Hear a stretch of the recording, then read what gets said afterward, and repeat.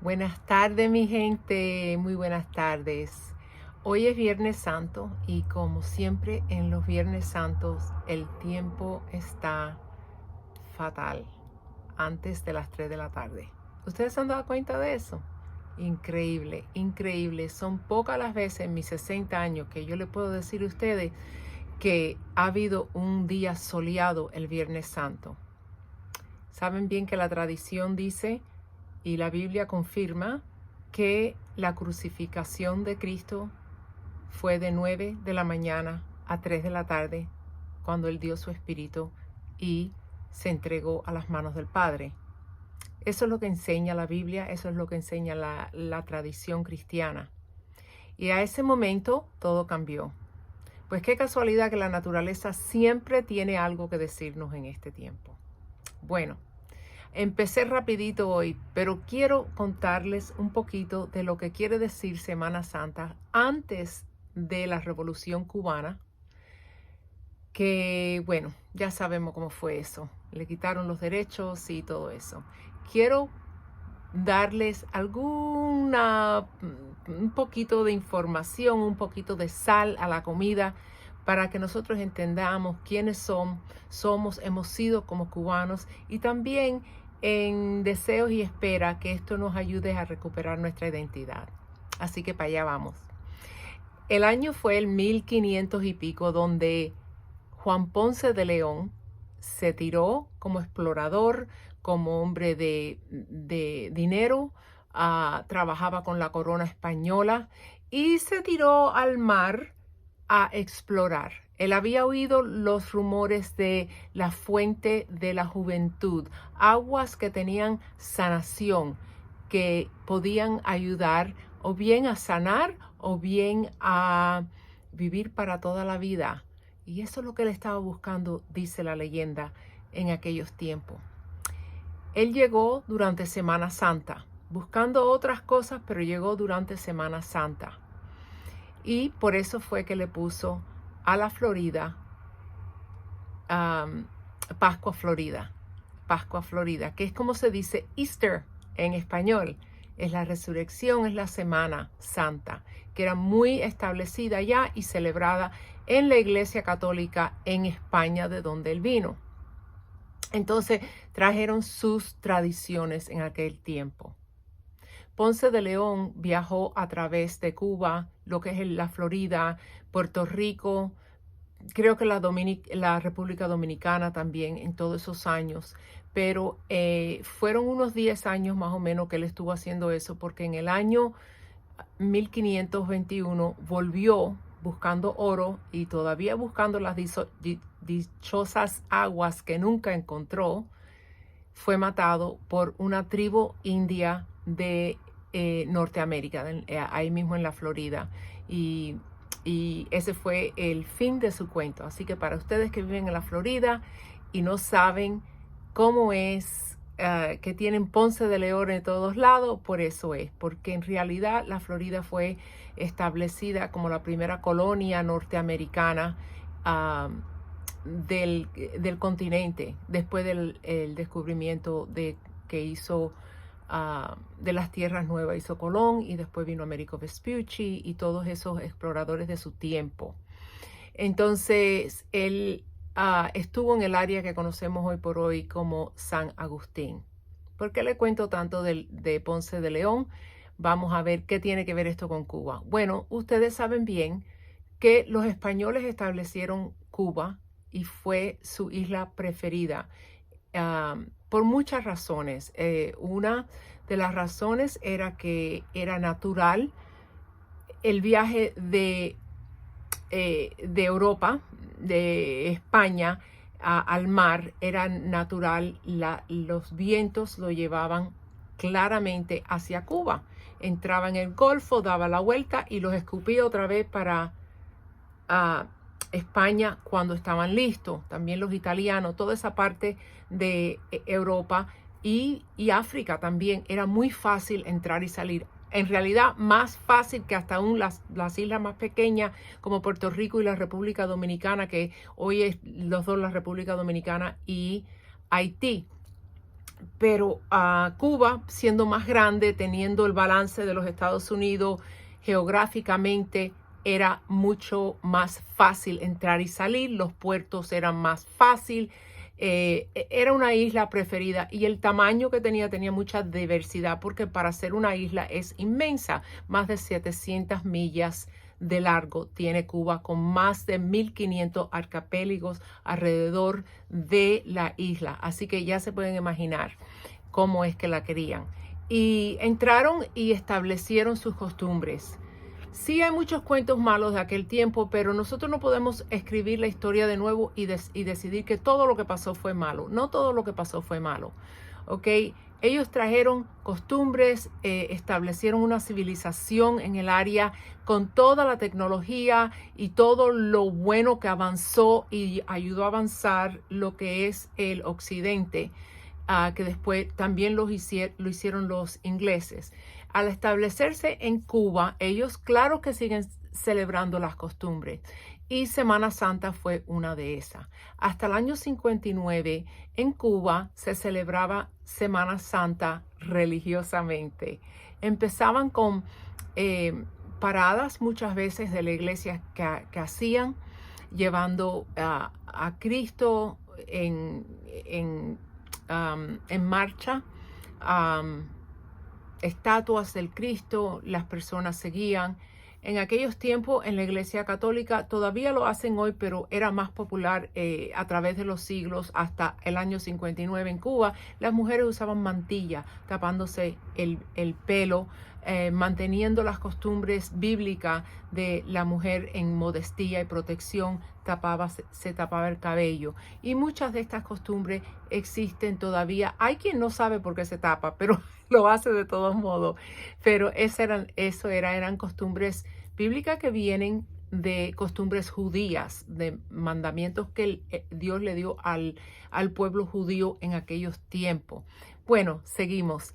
En esas costumbres entra lo que conocemos como el tiempo de, ay caramba, se me olvida ahora cómo se dice, Lent, cuando no se come carne, esos 40 días, cuando empieza el miércoles de ceniza hasta este fin de semana. El viernes no se comía carne, entonces en Cuba se comía pescado. Siendo una isla, había una especie, las familias comían lo que fuera de pescado los viernes. Así que la noche de Viernes Santo no es una celebración, es un día serio, es un día donde los niños no jugaban. Se le hacían, las madres hacían que los niños se quedaran tranquilos en la casa, le pedían, y eso era difícil, yo me acuerdo de eso. Eso era difícil, tener que quedarse tranquilito en casa. Claro, en los años, ya cuando había televisión y eso, no nos dejaban ver televisión, no nos dejaban hacer nada. Era un día que en realidad hasta las 3 de la tarde era tiempo para reconocer el sacrificio que Cristo hizo por nosotros. Y eso es lo que se quería enseñar. Después de las 3 de la tarde, pues entonces el niño podía seguir jugando, podía hacer, pero esa noche se comía bacalao. Ese era el pescado que normalmente se servía durante ese tiempo. Bacalao con boniato, bacalao en salsa, como fuera, pero era el bacalao. Qué interesante es tener una fiesta cubana sin el dichoso lechón, ¿verdad que sí? No lechón, no había lechón, no había el olor del lechón, lo que había era bacalao. Y eso es lo que se comía durante ese día, esa noche, para las fiestas. Después, el sábado de gloria, como es conocido, era un día tranquilo también porque estábamos esperando el domingo y el domingo era el día de celebración. Así que las familias se vestían como siempre porque el cubano siempre fue muy presumido en aquellos tiempos. El pobre se ponía lo mejor que tenía, igual que el rico podía ponerse y todo el intermedio igual. Era la idea y la costumbre era poder darle a Dios nuestro mejor, lo personal, que era nuestra presentación como persona, ¿no? Entonces se iba a la iglesia y ahí pues se celebraba misa y después de la misa pues las familias se reunían y tenían un día lindo en común y quizás habían costumbres que hemos perdido, que no conocemos, porque a la vez que el exilio comenzó, dependiendo de dónde uno estaba en el país donde estaba, era muy distinto. Las costumbres son distintas, la atmósfera es distinta. Por ejemplo, nosotros aquí podemos tener un día que está cálido, pero podemos tener nieve. Nosotros hemos tenido nieve aquí en el norte. No pasa muy a menudo, pero hemos tenido nieve para esta época del año. Así que no era igual que en Cuba, que es una isla, ¿no? Así es como se celebraba. Habían familias más creyentes que eran más estrictas quizás y hacían las cosas un poco distinto, más rígidas. Y había aquellos que nada más que celebraban el día porque culturalmente es lo que se hacía. Y hay cosas que no cambian. Ese era las celebraciones que se pueden llevar se pueden seguir hacia atrás hasta España, que aún España hoy por hoy tiene muchas dificultades, especialmente con las personas de fe y la creencia y todo eso, pero estése por seguro que Semana Santa, el más ateo, la celebra y está seguro. ¿Y cómo comienza Semana Santa? Comienza con las palmas, así que iban a la iglesia y recogían sus palmas. Mi esposo le gustaba hacer cruces y los americanos no saben eso, ¿no? Pero los cubanos todos teníamos una cruz colgando en el espejo del carro, ¿no? Para conducir y siempre y al otro año pues cambiábamos la cruz esa y poníamos la nueva. Así lo hacíamos nosotros siempre. ¿Y qué es lo que pasa? Que el americano no sabía eso. Yo me acuerdo que mi esposo se ponía a hacer crucecita y llegó un momento que la iglesia nuestra, que es protestante, nosotros no somos católicos, somos protestantes, pero dábamos las palmas secas el sábado, el domingo de Palmas, la semana antes de Pascua Florida. Y él le hacía a todo el mundo y llegó el momento que hasta el día que nosotros nos mudamos y nos fuimos de esa iglesia, todavía mi esposo recibe textos de personas. Me acuerdo cuando tú estabas aquí, hacía las palmas, porque era una cosa muy cubana. Yo no sé si otras culturas lo hacen, pero hacerle trenzas, hacer cruces con trenzas y todo eso. Esas son costumbres lindas, bonitas, no tienen significado bíblico, no es ni bueno ni malo, nada más que son costumbres. Y si nos ayuda a pensar en el Señor, pues mejor todavía. Así que esto es sencillo, pero muy personal y cultural del cubano, y estoy segura que otras culturas también. Y quería compartirlo con ustedes. Finalmente quería hablar de lo que es este día, y este día tiene tanto significado porque todos hemos nacido imperfectos. No importa lo maravilloso que usted piense que sean sus hijos o sea usted mismo, somos imperfectos, tenemos defectos, tenemos cosas que son ofensivas incluso unos a los otros y necesitamos el perdón de Dios, ¿verdad? Eso que nos disculpa ante Dios. Y dice la Biblia que solamente con el derrame de sangre es el que trae el perdón. Y eso es bastante intenso para explicar en una directa o en un video, mejor dicho. Pero sí les puedo decir esto, eso es lo que dice la Biblia. Y necesitábamos algo perfecto que derramara su sangre para quitarnos nuestros pecados, para que nosotros, clamando esa sangre, pudiéramos ir ante Dios algún día y estar en su gloria. Dice la Biblia que sin el derrame de sangre no hay perdón de pecados. Y eso es lo que Jesús hizo. Cuando colgó en la cruz, se hizo el perdón para todos que dicen, yo te reconozco a ti y tú eres mi Salvador. Todo el que confiesa así, ya eso solamente es lo que nos da el derecho de ser hijos de Dios y entrar en su gloria.